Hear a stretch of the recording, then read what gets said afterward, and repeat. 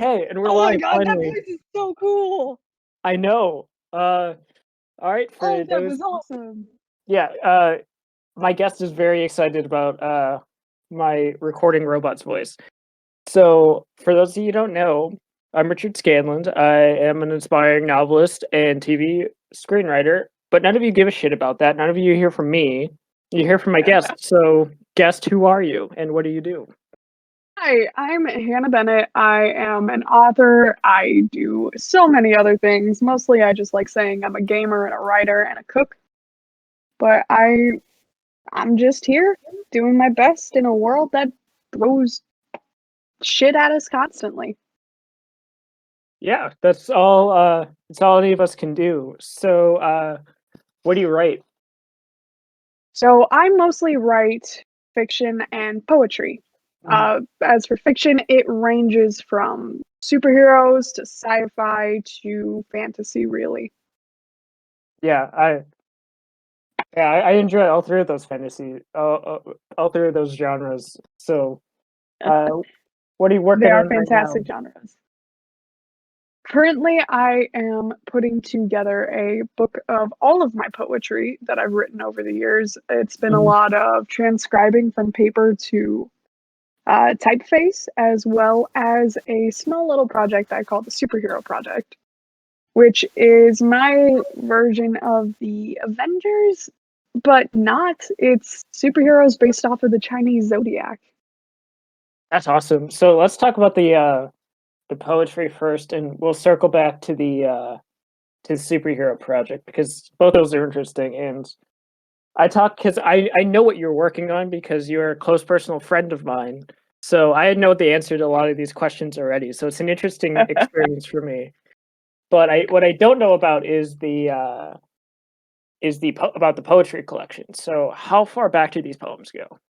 These poems go all the way back to junior high, but they Mhm. have been something I've loved doing for the longest time. I used to want to be a songwriter when I was a kid, Yeah. and that just expanded to an overall love of spoken word.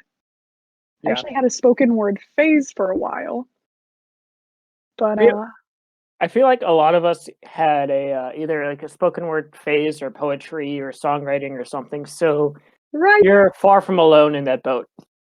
Oh, thank goodness for that. But it's been transcribing a lot of older works that I've had, ranging from angry breakup songs to uh, very cathartic poems written when I was in a very dark place. And, Is just overall sapphic romantic sort of works. is it transcribing a nightmare or is it kind of just a breeze as far as like the actual work? It's more trying to comprehend my old handwriting that's the issue. Oh yeah, Since it was all written in pencil and got smudged over the years, it's been hell. past me had terrible handwriting and present me has terrible handwriting. I'll never have My because mom I likes saying I should have been a doctor because my handwriting fits perfectly.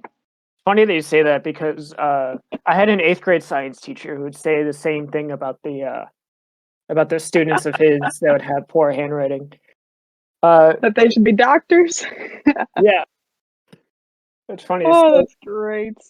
when you're looking back at your old poetry, do you kind of just like cringe because it's like I can't believe I was Some so of it angsty, is or pretty cringy. I will admit. It was very, very angsty. It was the start. It was when I was starting to realize, oh wait, maybe I'm depressed. Like I finally found the word for it. that's And a it's fun revelation to have. isn't it? It's fantastic. But no, a lot of them are about either escaping Mhm. the situation that you're in, or um, what's the word I'm looking for? Or just really dark concepts. The escaping actually wasn't that dark. I just wanted to run away at some points because I don't know if I've told you, but my childhood was crap. Yeah, we've talked a little bit about that. So, what do you feel comfortable going into that at all? You don't have to I if you can don't want to. share if I can share if you would like. I don't really see if it's necessary or not. If it is, I can totally go into it. Hey, It's just cathartic at this point. you're in the driver's seat here. I don't want to push you past boundaries from which you're uncomfortable. Totally understand. But it would give more context to what these poems are about, if again you feel comfortable with that. So, to put it very lightly, I was bullied for the last 22 years of my life. Seeing as I'm currently 22, it's kind of sad. Bullying is putting it lightly. Harassed is not even strong enough to cover what actually happened, but it put me in a dark mental place, and I found writing to be a very, very good exercise to keep me from doing more dangerous things, to release the emotions I was bottling. Dangerous things meaning what, if you don't mind elaborating? Dangerous things such as self-harm. Yeah, or forming a worse eating disorder than I had already at the time. Yeah, neither of those things are good, and I'm glad you found a release that didn't involve like destroying. Yeah, I'm your kind body. of glad I am still here today, because life seems to be getting a lot better really quickly. Well, as your friend, I am also glad that you are still around. Well, hey, if I wasn't, I wouldn't be here talking to you or to whoever else would be hearing this. So, hi everyone. So, tell me about your favorite poem, like that from that collection, and My the title of the favorite poem from that what's it about? collection. Oh, I am about to pull it up right now so I can actually tell you what it is exactly. It is one of my darker ones, written mid mental breakdown. We love those, don't we? And if I remember right, the document. There it is. It is called. If I can actually find it. Don't we love when documents are being weird? Mhm. It is called Void, or at least that is the working title of it. It has a. I like the beat to it. It's very graphically about self harm and failing an attempt at your life. And waking up in a hospital or an ambulance, realizing you failed and that you're forced to live. Does that come from personal experience, or are you sort of writing a character? Thankfully, no. It actually comes from an experience a now late dear friend of mine had. I'm very sorry to hear about your loss. It's That's been years, but it was actually my first girlfriend, so I was writing from her perspective. She is no longer with us, sadly, but I remember the exact conversation she and I had the day before it happened, and she was like, "You know what? I'm not in a really good place. I'm going to talk to someone and try and get help." And the next day, her younger sister texts me and tells me the news, and I'm heartbroken. wow. And it is stuck with me to this day. That's really intense. That must have been awful. I can't imagine how that must have felt. But I remember the day vividly because it was the day before the first major concert I ever went to, where I discovered my love of heavy metal, shockingly enough. so that must have heavy metal must have provided some sort of catharsis for you as well. It's loud, it's angry, it gave me the relief I needed at the time. Yeah, I And definitely kickstarted my energy drink addiction. I as a metal fan myself, I relate to that, particularly high school me. Definitely had a lot of that angst that needed to come out in phase. metal. And I imagine writing that poem was very consoling for you as well, both like as catharsis and just kind of working your way through your grief. Am I correct? Yes, I was not able to go to her funeral because of how controlling my parents are. So it was my way of saying goodbye, Yeah, and that I just hope I did her justice. I'm sure you did. And Mhm. if there is an afterlife, I'm sure she was smiling at you from it. And I I know hope that to sounds God really I get to cheesy. see her in it. Yeah, I hope so for you too. And I know that sounds cheesy or whatever, but I do legitimately hope that for you. There's never anything wrong with cheesy, as long as it's done right, I like to think. That's true. That's true. Uh, now, unless you want to go into this a little bit more, we can go back to the superhero story. I know it's a bit of a hard right turn, It's a but hard right, but it's one needed to take so I don't dip further into nostalgia. all right. So tell me about this superhero story, your superhero project, So as you put it. the working title is Zodiac Heroes, and it's based off of the Chinese zodiac. I've always had this huge love of mythology and everything that surrounds it, and I was watching My Hero Academia because my best friend in the world, Avery, she loves the show dearly. Hmm. And it sparked a little something in the back of my head. I was like, huh, people born with superpowers. I kind of like that. I can work with that. So I thought, why not make the main character not just the most powerful, but the most burdened? Like, while it's a cool title of being the strongest, you are also first. Worst things to ever happen to you. Yeah, I that's thought it'd pretty be a fun interesting. concept to run with.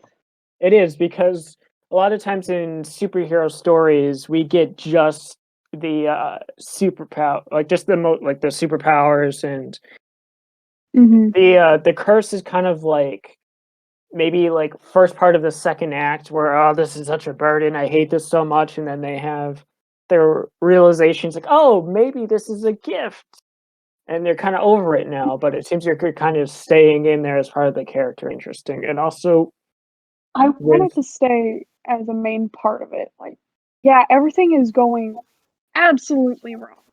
And everyone's looking at you like you're the greatest thing in the world, even though you know that there was something you could have done to make it different.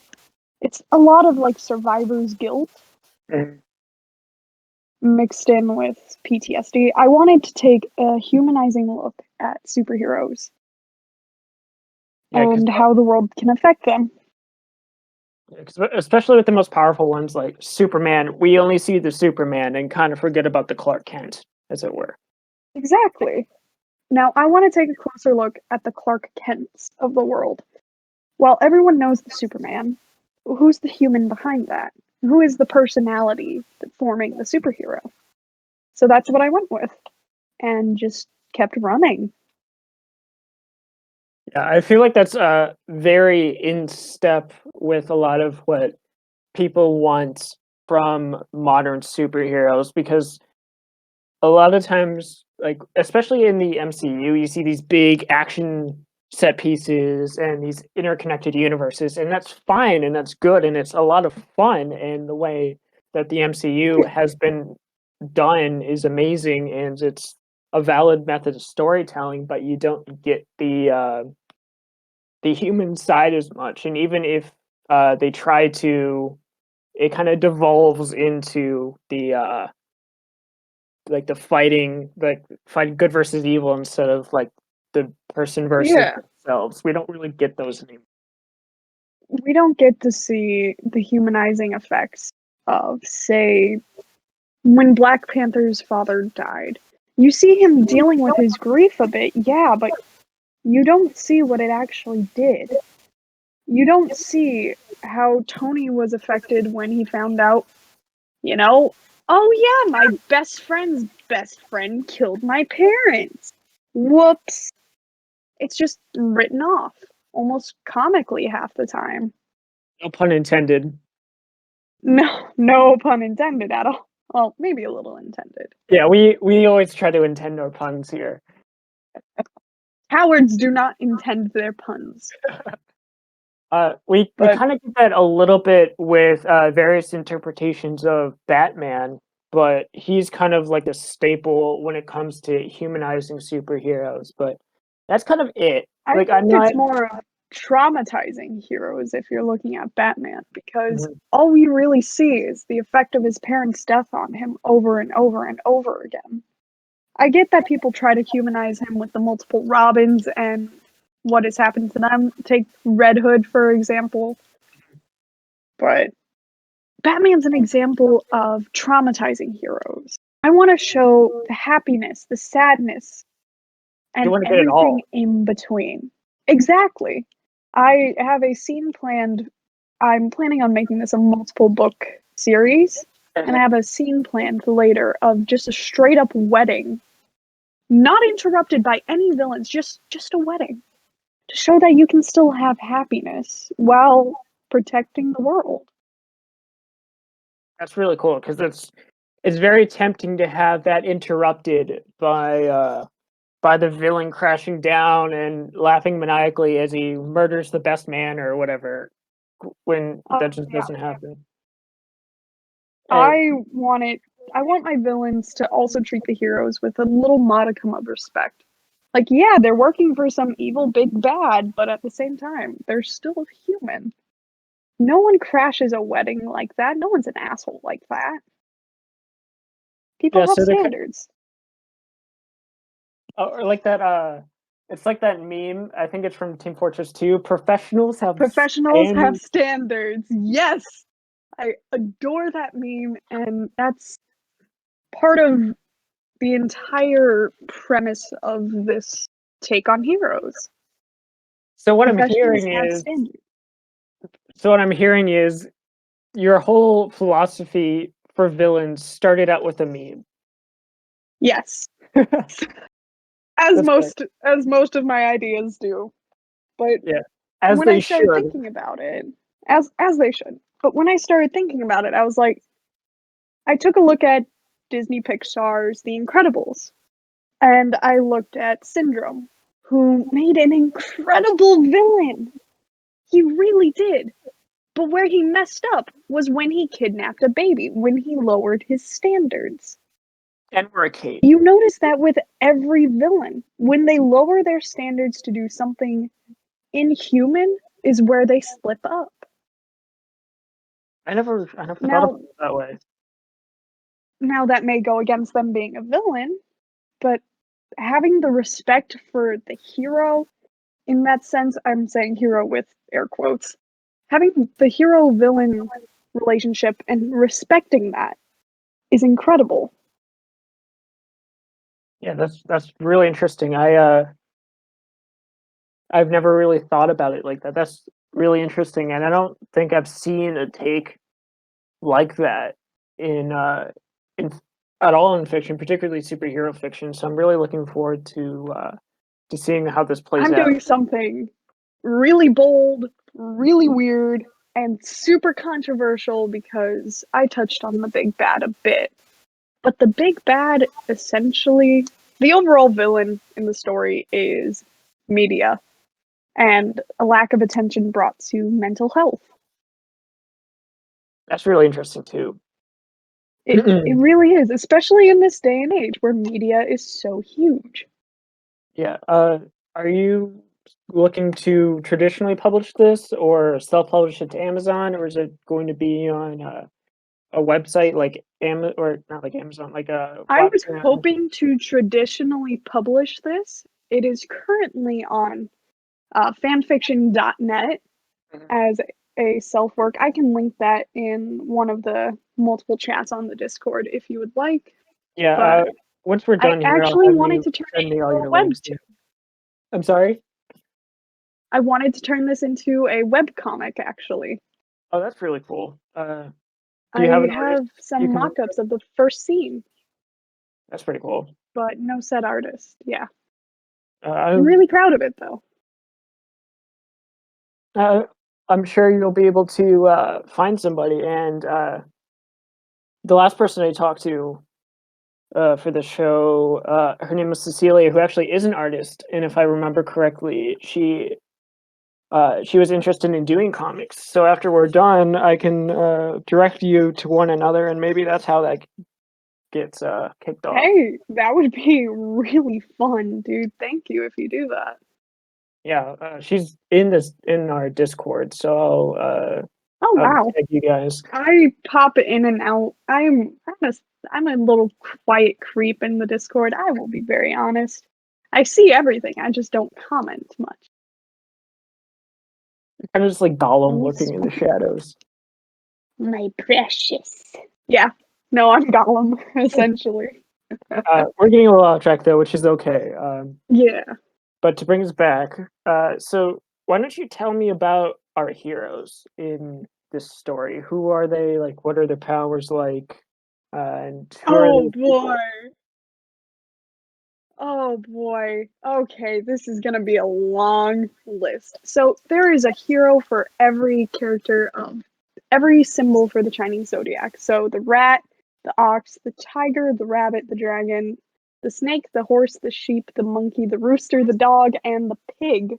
Oh, that is lots. Oh So, good lord. for the sake of time, because I don't want to have to cut this off early until we've said everything we needed to say. So, why don't you give me like the elevator pitch, so to speak, for each All character? Like right. their name, So their alter ego, and like the quick rat list is off of their Edgar power. Ramos. He's an inner city New Yorker. He is kind of like Ant-Man with the size change. The only downside about him is that his ego is bigger than he can grow himself. The ox is a beautiful, wonderful southern man named Logan Atkinson. He's got super strength, faster, super durable, and jumps higher than your average person. Think the Hulk, but a really nice southern guy. But the thing is, he's so big, he can't really fit into normal areas. Like, he has a hard time going through normal door frames. Does he just leave like Logan-shaped holes in the walls? Yes! And I love that so much. I adore him as a character. He is so sweet. That's Our main great. character is the tiger named Stephanie Hernandez. She is 17 at the start of the story and a Mexican American from my hometown of Ontario, California. Makes life a lot easier for me with writing the character. Mhm. So the thing about the tiger is I wanted to choose my own personal zodiac as a little bit of a self-insert, but that is the sign with all the power, but the most hardships in life. So Um, the rabbit, I cannot pronounce her name, even though I came up with it. She is an immigrant from a small country in South Africa called Lesotho, who lives in Michigan. She's got super speed, but can't slow down well and tends to run into walls. oh no, that's not good. It's kind of fun, actually. She's quickly learning that a lot of the characters are new to their powers. Mhm. A lot of them are not. Essentially, the concept is whoever holds the power before you has passed away and it is carried on to the next person the universe has deemed worthy. Sort of like the Avatar or the Green Lanterns. Kind of like the Green Lanterns, where it comes at a random point in your life, not a very set time. The dragon is a woman named Yasuda Kane. She is a Japanese immigrant from San Francisco. She is literally a dragon, but a humanoid at the same time. It's really fun, but she's just really angry all the time. The snake, I had to make a joke with him. His name's Finn O'Brien. He's Irish. So I essentially did a St. Patrick's joke with him. But his main thing is invisibility. That's pretty interesting. I wouldn't have ascribed that power to a snake person. I know it's like snake person, like snake identity. I get alter ego. Right? A lot of people don't expect that, but I grew up in, with deserts really close to me, and snakes are always really well camouflaged. So I figured, you know what? Why not invisibility? That'd be fun. Yeah, I guess that tracks. The only downside is he forgets when he's invisible. Because he can still see himself. Everyone else just can't. So the character of the horse is, their name is Kit Byrne, they're gender fluid, they're from Iowa, they're ex-military, and the horse is a healer. A healer, you said? And the healer and the overall leader, at Mm-hmm. least in this current point in the story, because with them being ex-military, I wanted that, the skill and the tactics from that. Yeah, that makes sense because if they're the Yeah, only like the military person, they would kind of be the strategy person. right. I wanted also more gender inclusive, to be more gender inclusive with my characters, so they are in fact gender fluid.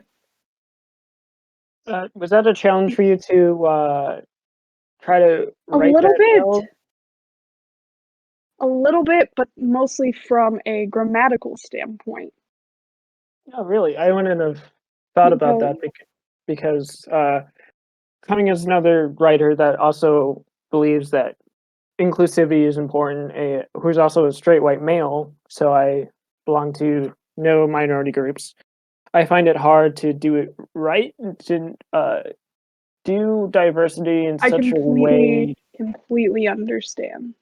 such a way that is both uh, is like it's done well and Respectful, respectful, but doesn't lean into tokenism because like I know it's important, but I don't want this character to be there because yeah. I feel like they should be there. Do you feel some of that pressure as well, or is that just me coming I feel from? a little bit of that pressure. I've been having the quarantine gender conversation with myself lately, though, so I feel myself connecting more and more with the character than I thought I would. Still Oh, good. questioning it. I'll figure it out more later. I'm pretty sure. I wish you luck on that journey. I'm going to need all the luck in the world. I have a few more characters if you'd like me to continue. Go for it. We've got some time yet. Actually, just one, two, three, four, about five. So there's the sheep, the monkey, the rooster, the dog, and the pig. Yeah, go for it. We've got a little So bit of time. the sheep, it's a guy named Reed Clark. He's from Chicago. He is wheelchair bound, but an empath. He's got all the telekinesis, all the mind powers. He's just bound to a wheelchair. He's my favorite because he comes from the same city I'm from. You're about to love this next character, Monkey. The monkey's powers is shapeshifting. I wanted a hippie, so I went with someone from a hippie commune named Storm Moonshine. And yes, I will admit I ran his name through a fantasy name generator at least 12 times. That's how I get some of my characters' names, so there's no shame in that. No shame at all. Next is the dog. He's a very old man named Robert Fisher from St. Augustine, Florida, which, while I was doing my research, is considered one of the oldest towns in America. Oh, that's cool. And it's kind of fitting. He's like the oldest guy on the team, and it's He also. is he is 65. No, you were describing like I was picturing something like in their 70s or 80s, but 65, that's like retirement age, so It's that's a not. little it's a little older than my dad, and I figured, you know what, if he is retirement age and from Florida, it'd be a little funny. He can get an AARP card. Right? It'd be fun. But his power is super durability. He can and has survived everything, including cancer. His body just refuses to quit. Oh, good for him. That's probably why The he's still being like downside, a superhero at his age. right? He doesn't have to worry about That's the cliche breaking a hip or any other old person injuries. that's where I wanted to take a turn for it. he's still a hero because he doesn't want the burden of his power being passed on to someone else. He doesn't want anyone to have to go through what he has. That's a really cool angle. He looks 65. I should clarify, he has been through World War II. Oh, so yeah, so he's considerably older then. He is very old. He looks retirement age, but he doesn't want anyone to have what he considers this burden. Yeah, because it sounds so. Did this novel take place in our present day or sometime? It is in current modern day. Okay, And so he would so be around 105. wow, it's incredibly old. Yeah, so I can understand why that And would. yet he doesn't look a day over 65. Is that? Do we have more characters still? I mean, 2 left. The okay. rooster and the pig. I went a little bit out of order. Yeah, you're The good. rooster, her name is Ivy Cox. Yes, I had to make the pun. I'd be She is a disappointed in you if gay you hadn't. singer. She's a gay punk singer from downtown LA. She has a power similar to Black Canary with the screech, but she can also fly, unlike, actual roosters. And the pig, I wanted to do something fun with. He's essentially Iron Man mixed with Batman, but make him Texan. That's really interesting. I can picture that kind of, and I don't know why I Right. can In picture it. Texas, everything's bigger and better. So he has to make everything bigger and better. That's quite the interesting cast of characters. So we'll move on from this in a second. But why don't you Yeah. talk about the brief plot overview? Brief plot overview. The story starts with the death of the tiger before our current one, a guy named Marco Firenze, an Italian gay man who watches a plane full of hostages explode in front of him, and he takes his own life because he couldn't save them. I delve deeper into that later. But the story follows a high school girl going from being a nobody to being literally the most powerful human on the planet and trying to figure out, okay, what do I do now, man? Like, geez. There is a slow uprising. It is very much a slow burn in the beginning of her finding out about the evil plot. But in the beginning, it moves very quick with her finding out she has powers now. I want it to go as fast as real life hits you. Yeah, that makes sense. That's an interesting take too, because a lot of times in origin stories, you kind of find it one at a time. It's like, oh, like Peter Parker wakes up, he's like, oh, I can see without my glasses now, and you have to do the whole like take them off. Oh, put 'em I back on have thing. abs now. Yeah, Whoops.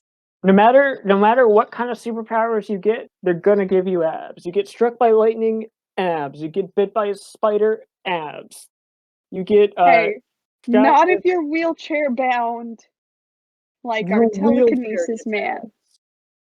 abs. The, the wheelchair gets abs. Oh, I like that. You get shot with gamma rays, you get green abs. Hulk, thank you.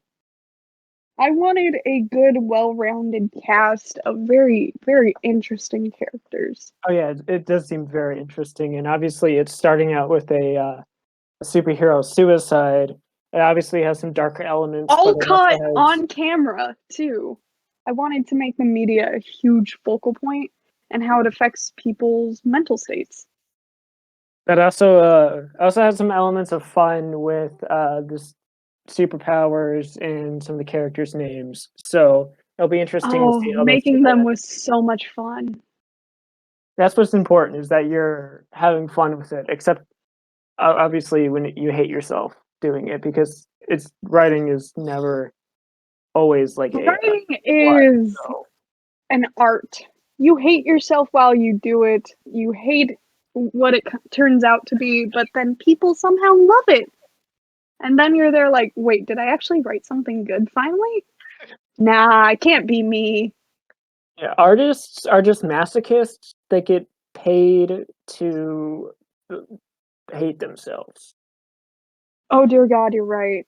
If you're lucky enough to get paid for it, If you're lucky enough, yeah. I because don't think this will go anywhere to get me paid, but it's been my little labor of love. I've taken a little month break on it to round out the story more because I've just been like a bullet train with no tracks.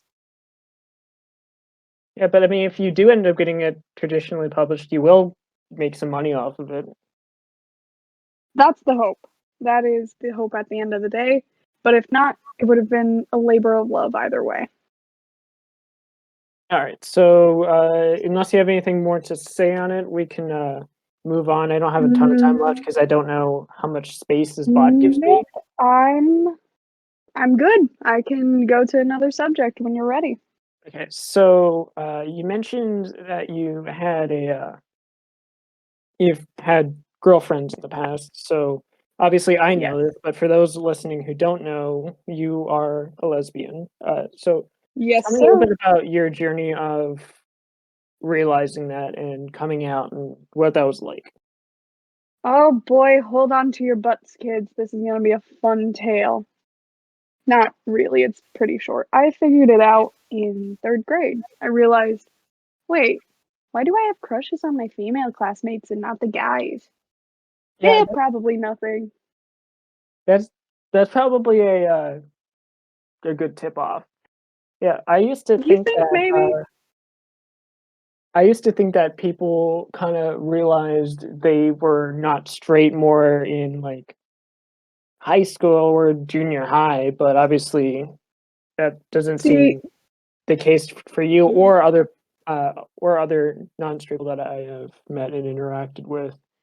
So that that's is more great when to hear. people tend to come out. Mhm. When did you come out? My God, I remember it vividly. I believe it was my sophomore year of high school. It was not a happy time. Most people get a choice as to when they come out.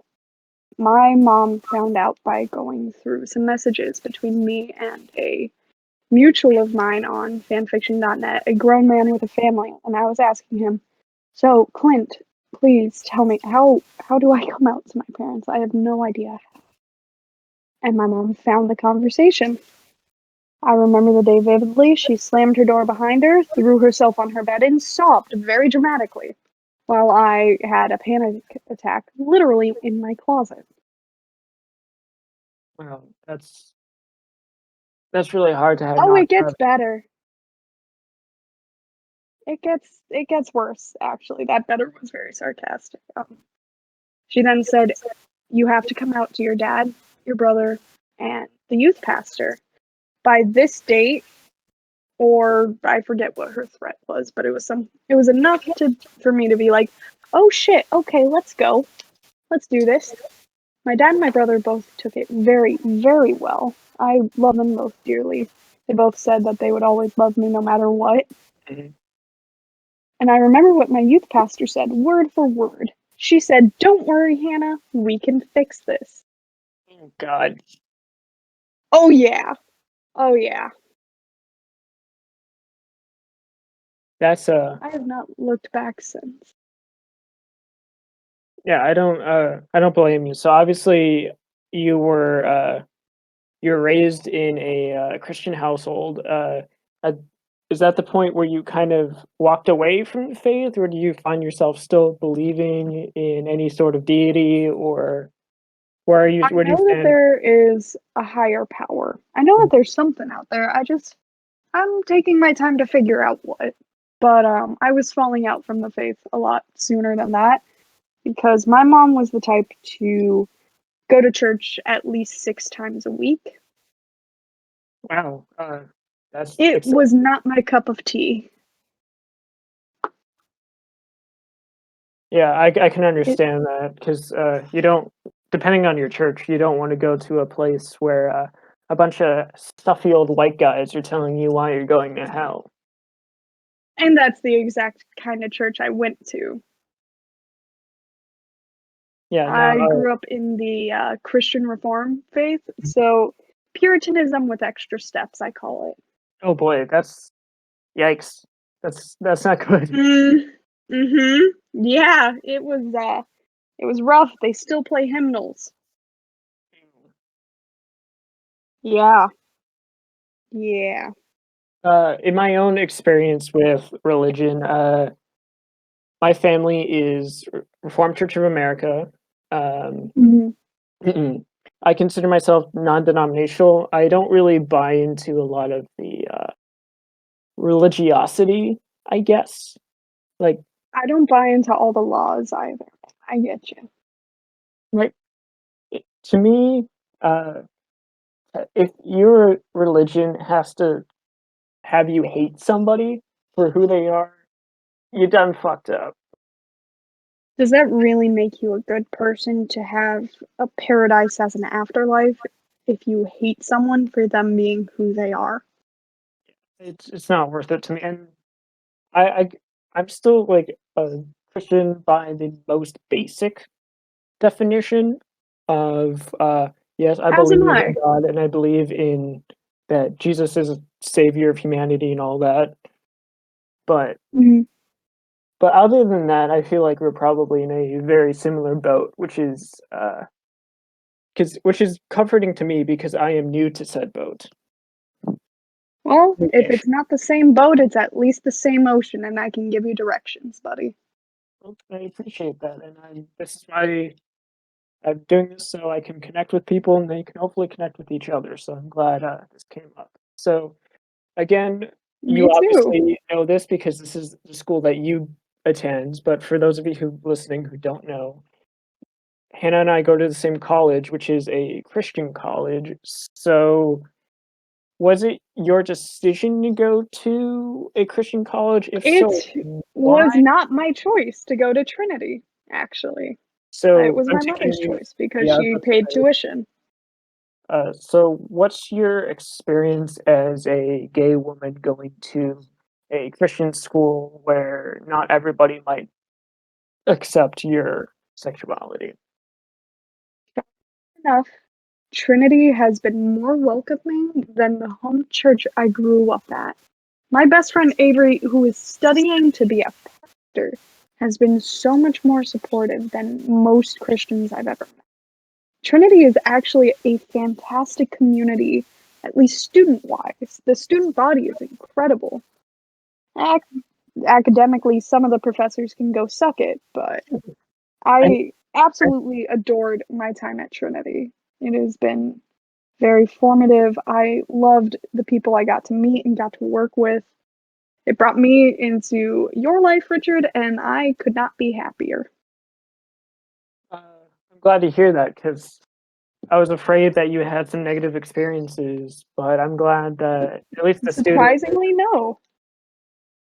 I'm glad that the students have been really accepting. So There uh, are actually more gay students on a Christian campus than I thought possible. I am not the only one.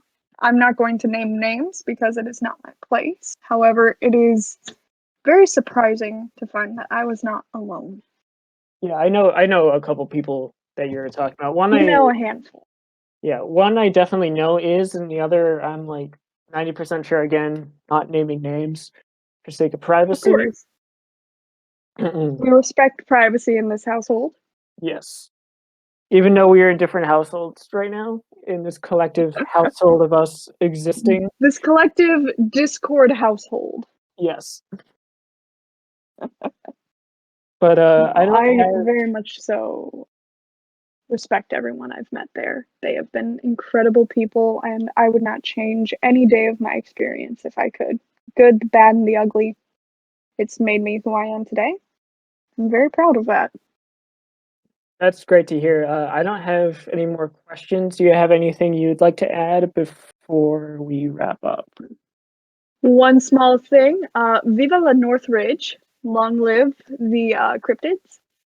Yes. Okay. So for those of you who have no idea what Hannah's talking about, Hannah and I are working on a TV show together called North Ridge, which is a mystery set It in is the a 80s. fantastic mind child of us both, with Yes. chaos and greatness at every corner. Yeah, it's takes place in the fictional town of Northridge, West Virginia. And if you want to know more, Hannah and I will be getting together again for another episode shortly to tell you guys all about it. So don't miss And that. I can't wait to do my best to not spill out all of the spoilers. I swear I am not Tom Holland. Don't be a Tom Holland. Yeah, but we'll I discuss I won't. beforehand so that we'll discuss what we want to talk about and what should stay off the record. I Uh, can safely say that Mothman is thick. Mothman is indeed thick. So before we end, where can we find you? Where we can find you in social media? Where can we find your work? Social media. All right. You can find my work on fanfiction.net. I can dive into my profile and get that link to you guys as soon as we're out of this call. Yeah, just send me the You can link. find me on Instagram. My Instagram's Hannah Bennett 88. All one word, all lowercase. You can find me there. I'm hardly ever there. You guys can find me on this Discord. Feel free to message me. I always love talking to new people. And if you ever find me playing Minecraft, slap me 5, yo. Great. It's been a lot of fun. That, yeah. I again learned a lot. I've been learning a lot from my guests so far, and it's been a great time. Glad I Uh, could talk to you today, man. It's been uh, fun. good. Have a good day, everybody who is listening to this in the future times. And Hannah, I will talk to you Thank more you in for. a second, as soon as I finish this. All right. All right. I'll talk to you again in a bit. Thank you all for tuning in.